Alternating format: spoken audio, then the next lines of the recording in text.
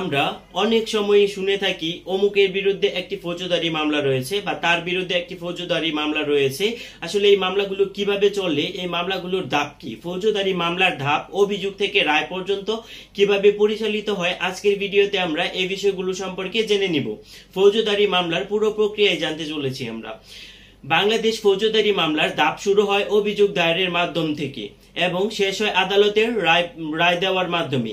এ প্রক্রিয়ায় রয়েছে এফআইআর, তদন্ত, অভিযোগ গঠন, সাক্ষ্য প্রমাণ, যুক্তিতর্ক এবং রায়। এই ভিডিওতে প্রতিটি ধাপকে সহজ ভাষায় ব্যাখ্যা করে দিব, যাতে আপনারা খুব সহজেই বুঝতে পারেন। প্রথমেই চলে যাই আমরা অভিযোগ দায়ের, এফআইআর। ফৌজদারি মামলার প্রথম ধাপ হলো অভিযোগ দায়ের করা।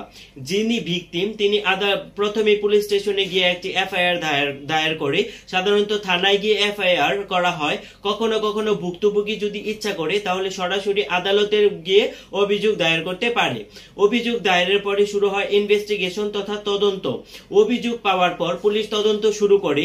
সাক্ষী জবানবন্দি নেওয়া, ঘটনাস্থল পরিদর্শন, প্রমাণ সংগ্রহ এসব করা হয়। তদন্ত শেষে পুলিশ রিপোর্ট দেয় চার্জশিট অথবা ফাইনাল রিপোর্টে। অভিযোগ পরবর্তীতে একটি অভিযোগ গঠন হয়।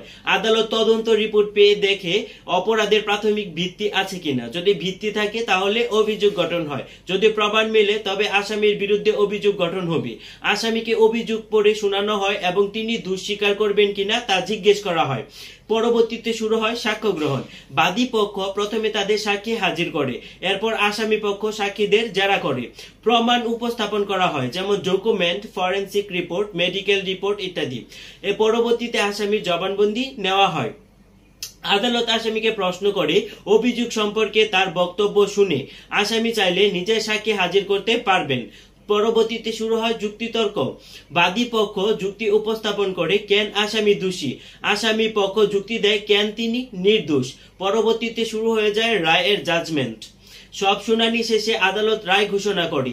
দোষী প্রমাণিত হলে আসামি সাজা পান এবং দোষ প্রমাণ না হলে আসামি খালাস পান। পরবর্তীতে রায়ের পরে সাধারণত আপিল করা যায়। আপনি আপিল করবেন হাইকোর্টে।